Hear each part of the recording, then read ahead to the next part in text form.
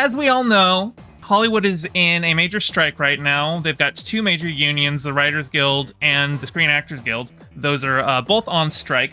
And this just seems like kind of a more general push toward... We're seeing a resurgence in workers' rights, or people campaigning for workers' rights and active union membership. I know in other places, the Teamsters just narrowly avoided a strike with UPS, and it sounds like they're getting some good negotiations.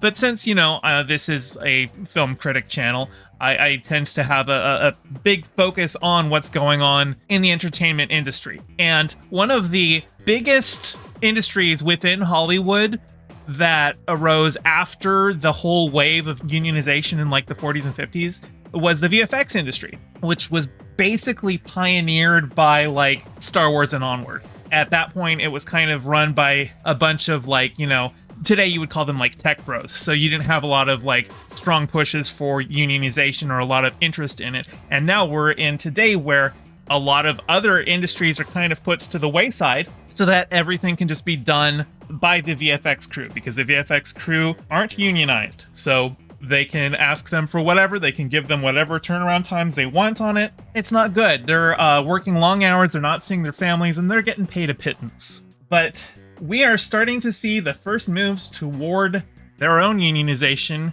and it's a big one. Overworked and underpaid, VFX workers vote to unionize at Marvel. That's huge. On Monday, a group of more than 50 employees filed a petition for an election to be represented by the International Alliance of Theatrical Stage Employees with the National Labor Relations Board. The workers are asking for the election to be held as early as August 21st. Now, at time of recording, it is August 10th, so we've got about 2 weeks to see that happen. Now, this is not most of the VFX crew, okay? There are thousands of people who work on each of these Marvel movies, and almost all of them are contract. But these are like the on-set VFX talent. So these are people who do VFX work that requires them to be on set at the time. So that's a smaller crew. It's about 50 of them. But this is a great first step because there has been no broad movement before this point toward getting VFX crews unionized. And for it to happen at Marvel of all places, Marvel, which is one of the most notorious companies for mistreatment of VFX houses, and like there have been rumors of like if a VFX house like can't meet Marvel's insane demands, they will like blacklist them. And since Marvel is kind of like eating up all of the VFX work in Hollywood, you get blacklisted by Marvel, that cuts out most of your potential revenue. It's not a good situation, and this right here is a great first step toward making sure that VFX artists can get some of their love. And speaking of VFX artists who deserve some love, I'm sure some of you might know a tiny Bloodborne streamer named Vosh. His dad is a VFX artist in Hollywood, and he actually worked on one of my favorite TV shows, not Star Trek, but pretty close, Babylon 5. And Babylon 5 was the first sci-fi series to use entirely CGI spaceships. It didn't use any model work. It was all VFX. And I know, like, Vosh, I think, did a video on this where he was talking about how his dad was, like, the only guy in the industry who was at all talking about, unionization. So it's my understanding that he's pretty happy about this, too. Let's look further into this article, though. For almost half a century, workers in the visual effects industry have been denied the same protections and benefits their co-workers and crewmates have relied upon since the beginning of the Hollywood film industry, VFX writer Friatzi Mark Patch said in a statement. This is a historic first step for VFX workers coming together with a collective voice demanding respect for what we do. In an era when about 90% of all films in release feature varying degrees of VFX, fine-tuning, and it's not uncommon for a show like Stranger Things to showcase up to 4,400 visual effects shots across a single season. I remember when Star Wars Episode 3 came out, and it had like something like 2,200 VFX shots, and people were like, that's amazing. This is like double the VFX shots of a Star Wars movie. Workers within the field have remained stubbornly, confoundingly unrepresented by any professional union or guild. While fellow below-the-line workers in such divisions as costumes and wardrobe, hair and makeup, lighting, props, and paint, and script supervision have been historically championed by IATSE, Underappreciated VFX professionals have been unable to claim benefits such as paid overtime and healthcare, and have been at the mercy of pronounced labor shortages and managers' unrealistic deadlines despite the workers' increasing indispensability within popular culture. Turnaround times don't apply to us, protected hours don't apply to us, and pay equity doesn't apply to us, said VFX coordinator Bella Huffman. Visual effects must become a sustainable and safe department for everyone who suffered far too long and for all newcomers who need to know they won't be exploited.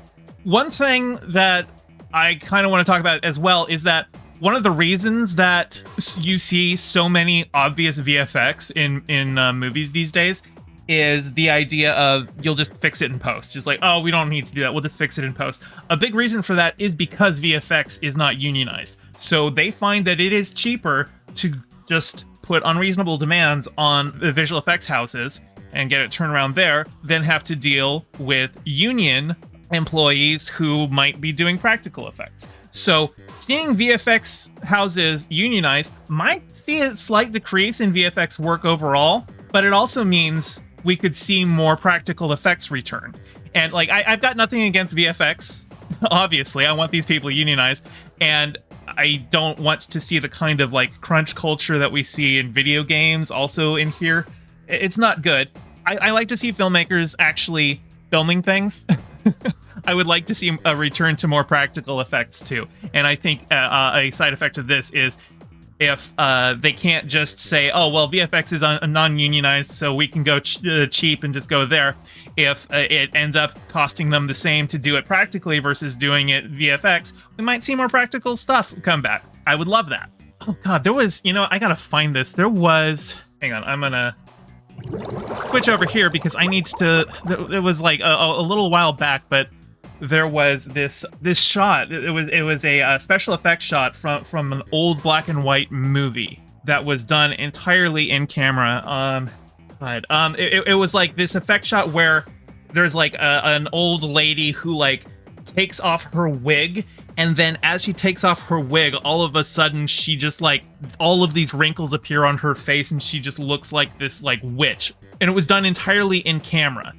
I don't know if anybody else was on Twitter and saw this, but the way it was done is because it was shot in like black and white, and they just had like a color filter over the lens that they lifted from the lens at the same time that she pulled off her wig. So when she had like blue face paint on in black and white, well, it just looks like more wrinkles and stuff, but it only shows up once that color filter is lifted off. Okay, take a look at this. This is what I'm talking about. Look at that effect. Going back. That is all practical. That is not VFX. This is in the 30s. And you can kind of see a little bit of spots on her face, but then the transition as she does it. This is a practical effect. And this is something they were doing 100 years ago. Isn't that amazing? We could come back to that. Yeah, so like I said, she probably had like the makeup on her face was probably using blue paint, and then they had like a blue light filter on the camera to block it out, and then they just lifted the filter at the same time she takes off her wig, and she just gets that transition. It is amazing. It's probably one of the there was so many cool effects that you could do back then. Now this one, like doing this one practically these days, it's kind of hard now that we're filming in color. Like this one definitely takes advantage of the fact that they're filming in black and white. And so I am so excited to see a return to doing more practical effects like this. Not that I want, the VFX houses to lose money or anything like that. I want them to make as much money as they are currently making, which will definitely help if they're unionized. But it also means that other industries in Hollywood won't be as neglected as they are today. Basically, let's spread it all around. Everyone needs a taste of this, Cy Deathful says, remember when everyone was hype about the Scary Stories to Tell in the Dark movie because of the practical effects? I saw that movie because I read those books as a kid, and I didn't realize those were all practical. I would need to go back and watch it again.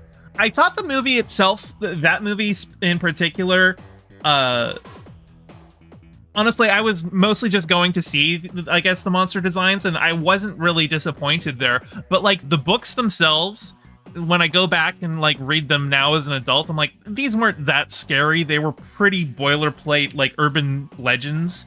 But the artwork of those books were so good. And they did like a 25th anniversary reprint where they changed the artwork, and it's like, okay, well, there's no reason to buy it. Those books were all about that horrible in like, you know, a horrifying way. Not horrible in a bad artwork. It was amazing artwork. God, I love those books.